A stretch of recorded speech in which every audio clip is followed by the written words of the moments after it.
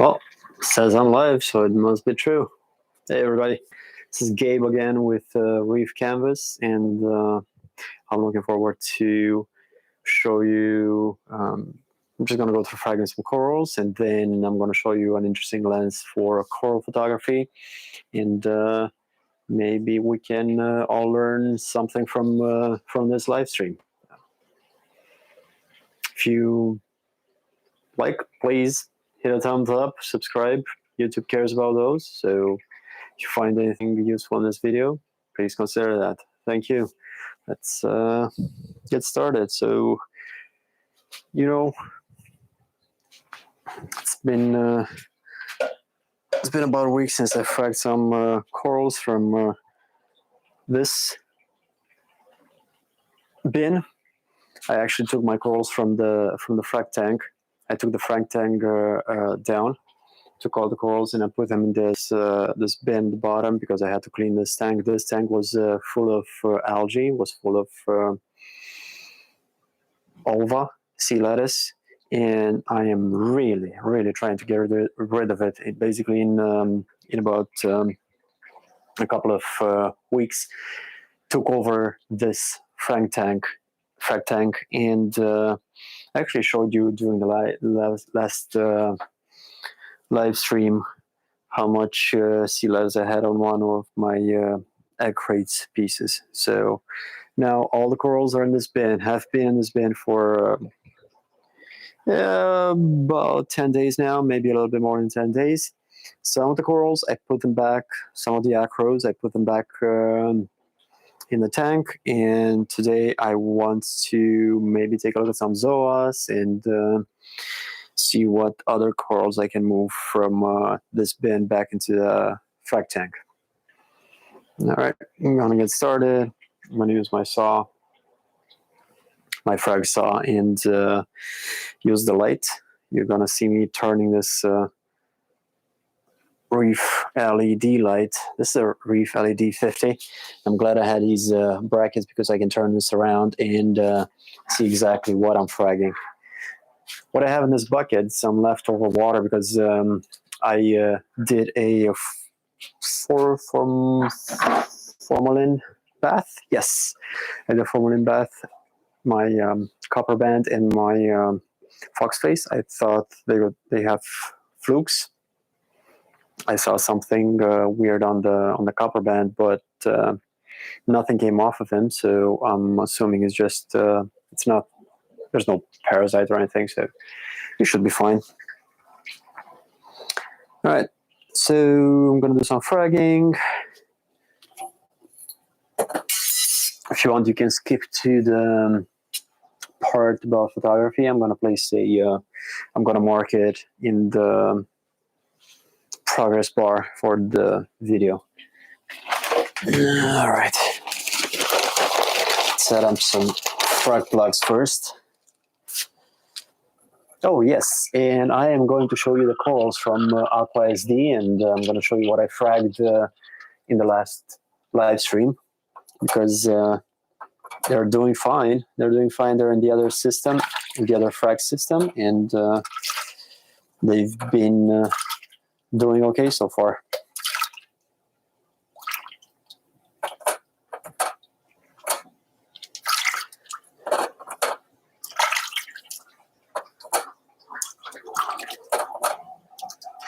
There's a, if you're in Connecticut, I just saw the announcement.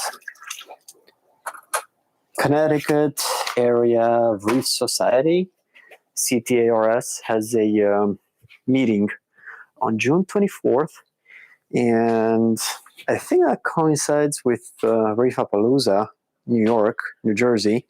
So it's kind of weird. I don't know what to do. And plus, I have my daughter's birthday celebration that Saturday, so things are going to be a little bit complicated. Might not be able to go to that Reefapalooza. And Friday is definitely not a day to go, and going on Sunday, everybody's pretty much wrapping up, so I'm not sure if it would be worth going. All right, Let's see if I can pull this saw without disturbing the tripod too much. There we go. Can you see the saw? Probably not. So let's move this.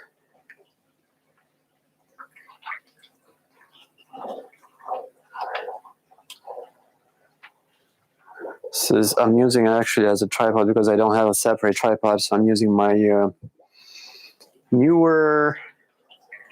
That's the brand name, Newer. I'm using the Newer slider. There's a couple of one of those camera sliders. Yep. Just to hold this camera on. Let's see how we're gonna do this. We're gonna do it maybe something like this. I'm trying to capture all as much as possible from the bin and the bandsaw, the coral saw. All right. Safety first, safety first. Where are my goggles? My safety goggles. Probably not here.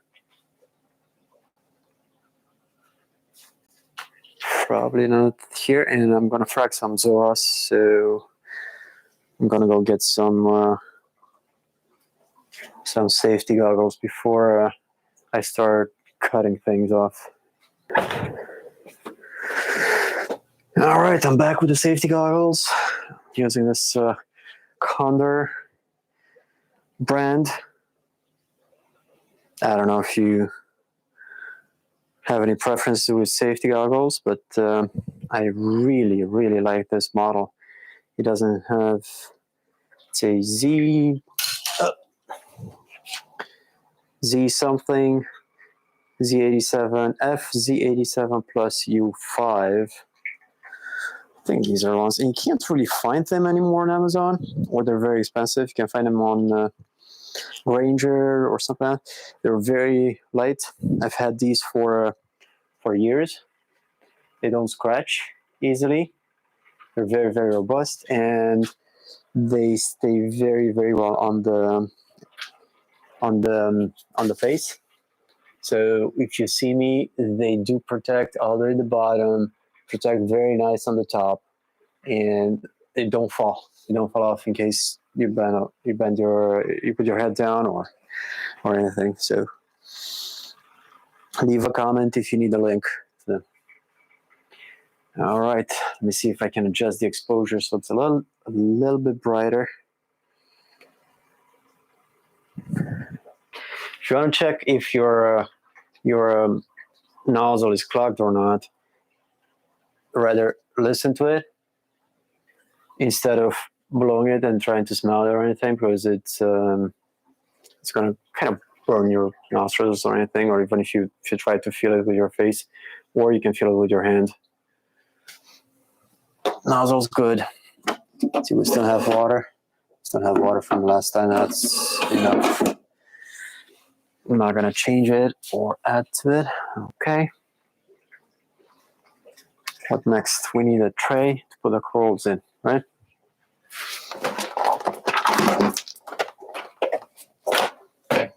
And what I'm going to do is use this bin.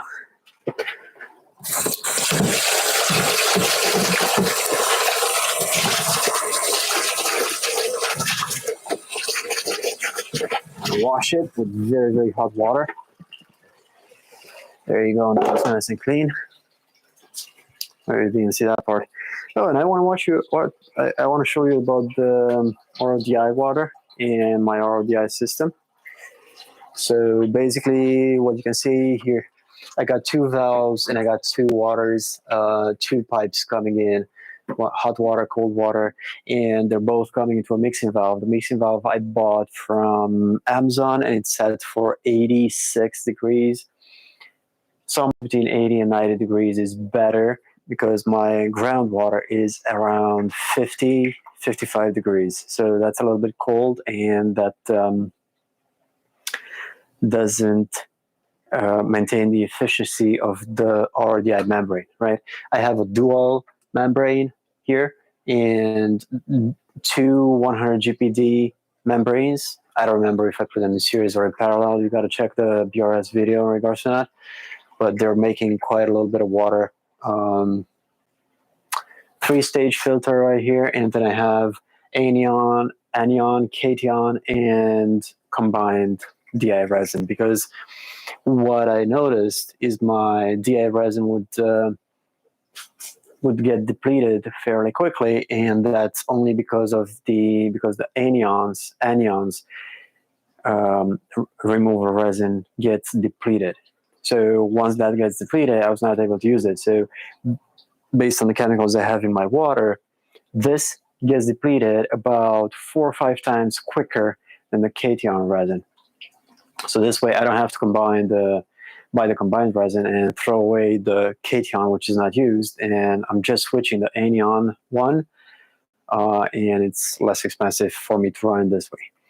Now, I opened up these two valves, about 5 minutes ago. You don't have to open them up 5 minutes ago. I even leave them for 5 minutes. 1 minute's enough. So I had water running down the drain.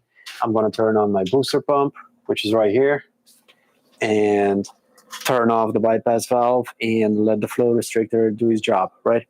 So I got about 90 PSI right now. And I'm going to turn on my TDS monitor, and the TDS probe that I'm measuring is what comes out of the membrane. What comes out of the membrane, it's around 21 TDS right now, and it's going down. So basically, after the membranes, I'm going to have somewhere around 6 TDS. This is at 12. That's low enough. So what I'm going to do next, I'm going to open up the valve to the DI resin, and I'm going to close the valve that takes water down the drain. All right, and now you're going to hear that water splashing and the pump running, because my booster pump right there is putting water into the system, and everything's going down here.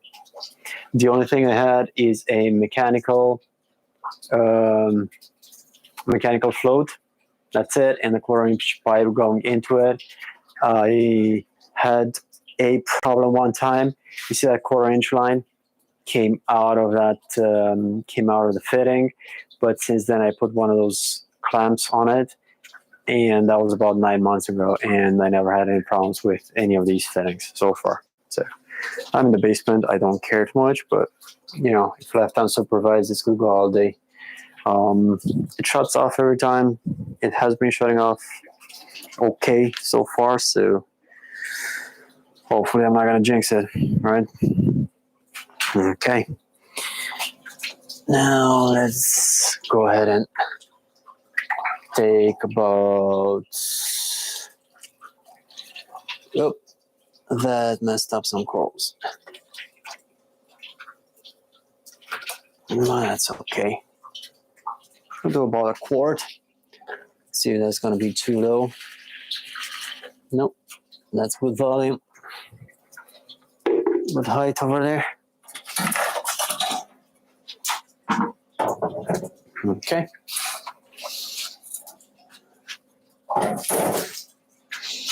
These are my mounting parts for the Orfac lights, which I'm not really using.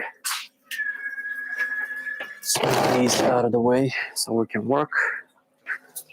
I'll wash my hands. Just put my hands on some posts with Alva. I don't want to get that back into the system if I can. All right, let's prepare the dip. So I've got this.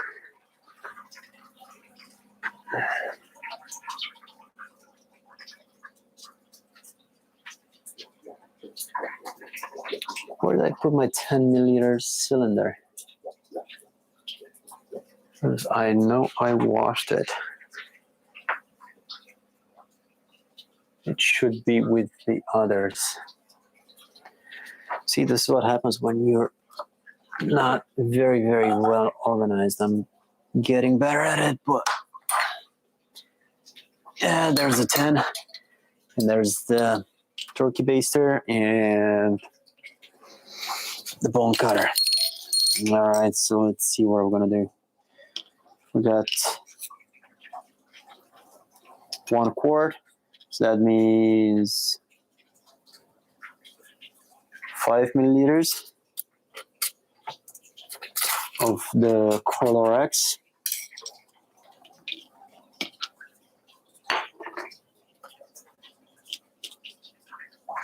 Three drops of Lugal.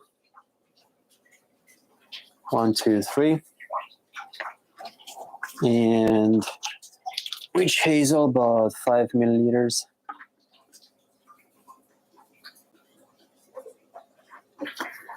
This is not something very scientific, but I saw a similar combination, similar, not the same, on Chemmingham's Reef, I think. Ryan Chemmingham. He's the one who actually put witch hazel in the coral dip, and that's for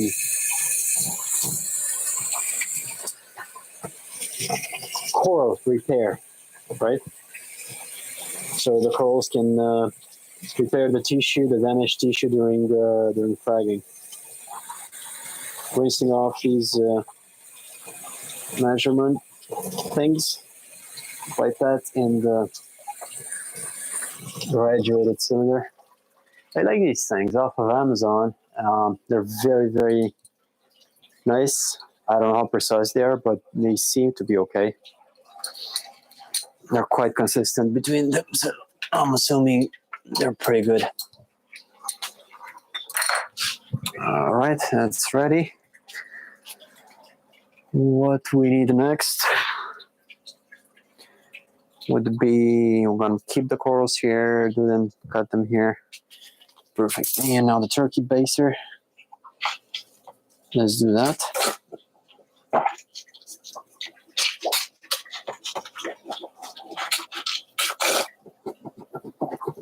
For a little bit. Okay, good. All right. Where can I put this so you can still see it? That's perfectly fine. And here we got the coral glue. Coral glue. It's basically just cyanoacrylate, right? That's pretty much the coral glue I'm using. Curious if this time the camera is going to hold, actually, because last time it shut down on me a couple of times, and that's because of the overheating. So now I bought a battery grip to keep the battery on outside the camera body. I also bought a